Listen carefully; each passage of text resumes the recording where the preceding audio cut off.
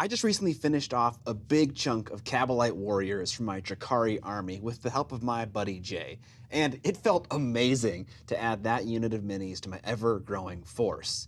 It made me realize that finishing a unit is a super important part of the army painting life cycle. It gives you a spike of motivation to get right into the next project, and I want to feel that again, but more. A few weeks back, I created a schedule for finishing my army by game day, and I'm sort of keeping up, but there are a few projects I didn't finish on time. In today's video, I'm going to give myself 24 hours of painting time to finish up as many of these hangers-on as possible. I'm going to attempt to finish my witch unit from a few weeks ago and another 5-man unit of incubi. Let's get ripping. Just out for a rip, are you, bud? To get started on finishing these witches, we'll begin with a dark brown recessed shade. While I'm doing that, and with the same color that I'm using to do the recessed shade, I'll also base coat all of the pouches on their hips. When that's done, I'll use a brown wash to wash all of the military green parts, the pouches that I just base coated, and also some of the details that are harder to recess shade with a normal acrylic paint, like all the spikes or some of the tubing and more complicated areas around their neck, etc. Because we're nearing the end date of the Drakari army painting experience, I thought it'd be a cool idea to reach out to some of you guys to answer some of your questions about the experience in this video. If there were other kits that you wish you could have added to this army, either existing Dark Eldar or bits for capashing, what would those be? I would love if Baron Sathanex came back. The old concept art for that model in the old Dark Eldar Codex is so freaking sick. And I've actually bought a super ancient Hellion pewter hoverboard that I found at Adepticon one year because it was just so big. And I felt like if a character were to have one of those hoverboards, it'd be big and impressive because I want to convert a Sathanex in the style of that concept art. Now on to the metallics. I'm going to base coat the majority of the big features like the weapons, the cylinders and grenades on their waist, and other bits and bobs with a pretty standard silver color. For the rest of the smaller metallic bits, we'll be addressing those later. All right, and with this last final brush stroke, that's all the metallics all base coated. We're about 3.5 hours deep right now. I'm gonna eat some lunch, go get a haircut, be right back. Now that I no longer look like Shaggy from Scooby-Doo, let's get on to the next part of these witches. And that next step is doing some highlights for the skin, which I get from taking my base tone and mixing with some off-white yellow and some white. There isn't a whole lot of skin showing on these witches, so this is a pretty fast step. I'm not worrying about blending too much, just placing down a layer of paint. When that's done, I mix slightly more white paint into that previous highlight and do an even smaller highlight, just to get a good amount of contrast. How do you stay motivated through the bits you find to be a slog? That is a great question about army painting. The deadline obviously helps a lot. Having to make videos for you guys on a weekly schedule helps a lot, but you don't have those reasons more often than not. One thing to do is think about like how the thing you're painting is going to impact your army. Think about like what it's addressing. Is it a general thing you're adding to the army because it's good for you for objective control? Is it dealing with a common thing you find in your local meta? Think about the lore of the thing you're adding. Alternatively, you can just take a break from painting the unit and go over to painting a character. Or I don't mind just painting individual dudes and units sometimes. So if you find that it's becoming really tedious, just stop, take one, and just finish it to completion. And seeing that finished model might give you the motivation you need to finish the rest of them. Now time to fix up the black skin suit, where skin tone got onto some of the areas, and trying to sharpen up some of the softer highlighting of the airbrush. All right, we are approaching the end of day one. I am approximately 6.5 hours into my 24-hour time allotment to get some models done, and I feel like we're in a pretty good place with these witches. See you tomorrow. Good morning, Vietnam. It's the next day. I'm ready to frickin' rock. Last night was pretty good. I played a little bit of Star Wars RPG. I did some lawn work because apparently the curb appeal of the house I'm trying to sell is lackluster, according to my father-in-law. He is right. I think we're gonna finish these witches today. One thing I'm noticing about batch painting and these longer paint sessions is the longer they go on for, the less I care about quality paint jobs. I came in this morning feeling super refreshed and decided that I wanted to apply some highlights to some bags and do some more specific recess shading. And I would never have wanted to do that yesterday after like 9 or 10 hours of painting. So if you notice that about yourself, you can just do intentionally shorter and maybe more frequent painting sessions and have a higher quality paint job at the end. Maybe. Who knows? I thought, no, I don't know. First step this morning is applying a blue wash to all the silver stuff. With that wash dry, I now apply a bright silver edge highlight. And I take this same silver and I also paint the smaller bits and bobs like the runes on their forearms and the spikes on their thighs, etc. Next on the list to finish the witches is to work on the black a bit more by adding some highlights. Some edge highlights to some of the areas where the spandex is stretching and there are hard edges, and some softer details to where the suits need a little bit of help, where there's airbrush grain visible and stuff like that. Now that you are a good chunk into the army with the power of hindsight, is there anything you would change if you had to start over, be it color choices, techniques, etc.? Test models. I fell prey to the idea that because I had figured out my color scheme, like what colors I want to use and the progression of them, that I could just easily apply them to totally different models, and that is not the case. If you have figured out how to paint, let's say, a normal Space Marine, that does not mean you know how to paint a Rhino in the same scheme. It is a totally different vehicle with different things you need to worry about. So if you have multiple of a different model to paint than your original paint scheme was tested on, test it again on just one individual model. It'll pay off so much for painting the rest of that unit. One thing I struggle with, and I know a lot of people struggle with, is knowing what steps of your paint plan have good enough impact to be worthwhile, that you can actually see them on the tabletop.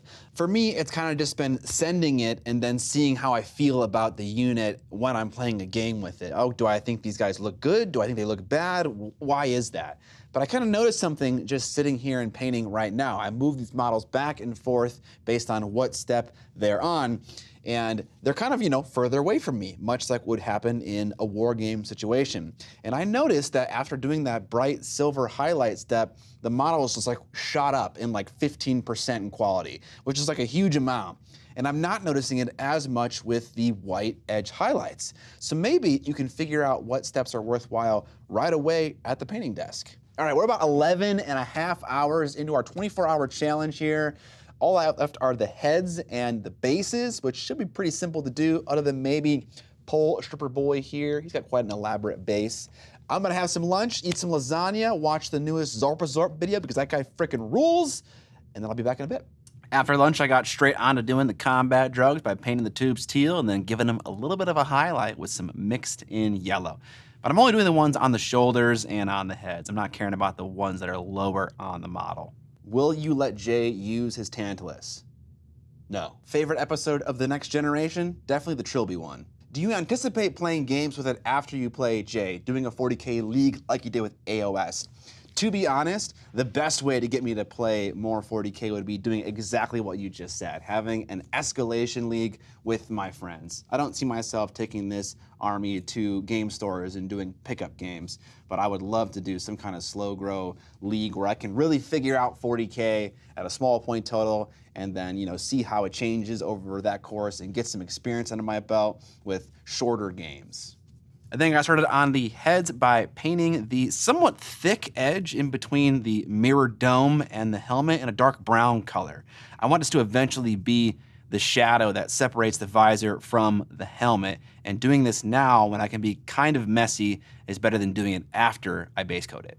Now with just the edge of that helmet detail base coated in a dark brown, we'll base coat in our typical khaki, trying to not run over the edge, so there's nice separation there. I find that khaki and silver are a little too similar in value, and so the separation is needed so you can see all the details. After that base coat, I then started to apply some highlights, and I kind of just finished the rest of the helmet, painting the teal stuff, the silver stuff, etc. Like I mentioned in that question earlier, when I get close to finishing a model, I like to just finish the individual components one by one, and it gives me a little burst of motivation to carry on with the rest of the stuff. Oh, and one other thing, we need some yellow armor panels. Allow me a brief moment to shout out my web store, Miniac.co. On the site, we have a brand new limited edition model, the Cheerleader, a scrappy, teen spirit-filled rebel designed to give you, the painter, creative space to make her unique. I had 400 of these models about a week ago, and now there are less than 150, so pick up the Mini before it's gone forever. I also have a new t-shirt available that features a two-headed demon dog that the comment section taught me last video could be based on the Greek mythological creature known as the Orthrus, brother of Cerberus. And now you know that. With the yellow done, I can glue on the heads, and then I can move on to painting the base. The last step before this unit is done. Hype! I also have more models, both in 75mm and 32mm, featuring vampires and wood elves, and each of the 75mm models have a masterclass course that can be paired with the model, so you can see not only how the box art of each miniature was painted, but also learn the tools necessary to accomplish the paint job. Those courses are not just simply, I painted the skin purple because X. They go super deep, and there's a few free lessons for you to browse in each course so you can get a better idea of what they offer. As for the tools, I have the classic double-sided cutting mat with a with an imperial grid on one side and a metric on the other, self-healing, and a juicy 3mm thick. She thick! I also have the brush coffin, a fully metal exterior brush box with 2 layers of foam inside for your brushes or other hobby tools. Personally, on one of my brush boxes, I just took all the trays out and put a bunch of oil painting equipment inside so that whenever I need it all, I can just take it out and then put it away and have all those brushes be separate from the rest of my collection. Lastly, I also have a few of my products available for cheaper UK shipping at Cryptic Cabin and cheaper EU shipping at Proacryl. I'll have all that stuff linked down in the description. All right, back to my 24-hour challenge. All right, with those heads on, we are almost done. Let's just do the bases real quick, and we'll start that with a base coat of a yellowy tan color, followed up by dousing the whole base in a super dusty and dry enamel wash. But I came up a little short. It's about 5 p.m. on Friday right now, and I'm hearing the siren call of my wife beckoning me home to go get some Friday fish fry. That puts us at 15 hours consumed, so I got 9 more hours to finish this unit and anything else I can finish. Feeling pretty good. All right, see you tomorrow. Have you ever installed drop ceiling tiles in a basement with 3 inches of clearance? It sucks! Good morning, everybody. It is 4:42 a.m. on Sunday. Let's finish these witches. First, we got to airbrush on our yellowy orangey tone around the outside of the base, and then hit it with a black base rim. Do you feel like the airbrush was an instrumental tool in getting your army painted to a level you're satisfied with in a reasonable time? Abso-frickin-lutely. I don't think at all it's a required tool for painting an army, in painting a really good looking army, but I love just to eke out every bit of like great quality paint job I can with the lower investment time. And there's just no comparison for getting big blends with an airbrush when compared to a paintbrush. The airbrush just produces a much more flawless result, much more quickly. And there are so many different like little tricks that I'm picking up with the airbrush. And I'm actually excited to make an advanced airbrush tutorial that is an addendum to my original beginner one, because there's just so many small little things that you wouldn't think about when it comes to organizing a paint plan or picking colors that allow you more flexibility with an airbrush while painting an army. Boom! Witch squad done. Oh no. Oh, don't look. My apron fell. Dude, yes, it is such a good feeling to finish a unit for your army, and it's especially so much fun to see this unit that I had converted up for Shadow War Armageddon all those years ago finally painted up in this new scheme with these cool new helmets. I love it. I love it. I could just stare at these homies all friggin' day. I love this feeling. This is why I made this video. So let's do it again with the next unit. Incubi. I need 10. I need 10 bad boys. First things first, on these incubi, I'm gonna work on their weapons, and I'm gonna use my newfound knowledge that I got from Jay about how to work with Grim Black from Army Painter by just thinning it a little bit. In the last video, he said 50-50, but in this one, I'm doing 10 drops of Grim Black to 3 drops of the thinner, and that works pretty good. It's still a little bit too gray for my liking, but it's definitely working way better than using it straight out of the bottle. Next up, now that all the messy steps are done, I'm gonna work on the white armor edge highlights. Incubi got a lot of this segmented armor, so this step is gonna take a decent while. But it's also gonna make them look way better. Look at this before and after. Frickin' awesome. Frickin' awesome, dude!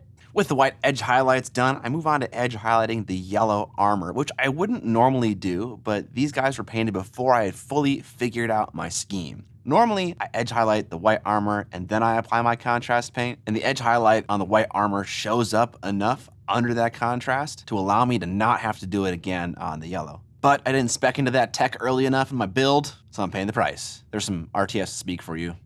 And with the completion of that yellow edge highlight step, I gotta head back home to do more drop ceiling tiles. Woo! Hyped for that.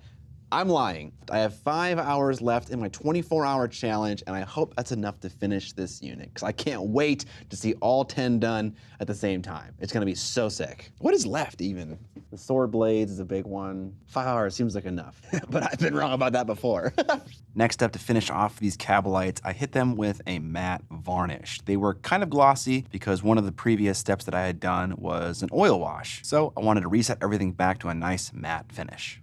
Now I want to address a couple of bits and bobs, like applying a brown speed paint to the bags hanging off of their back wing dingers, painting the grips on their weapons in military green, and also applying a bit more of a strong highlight to the horns on their head where the black contrast paint didn't work out so great. I'm not actually going through the trouble of painting the sculpted tiny little details on these horns. I'm just painting highlights that look like them. Most often that's good enough. We're nearing the completion on these Cabalites, so let's finish strong. With a dark turquoise express paint, I paint some gems, some broken soul stones, some combat drug tubes, and the eyes. And then with two lighter colors, I highlight up to a bright off-white turquoise.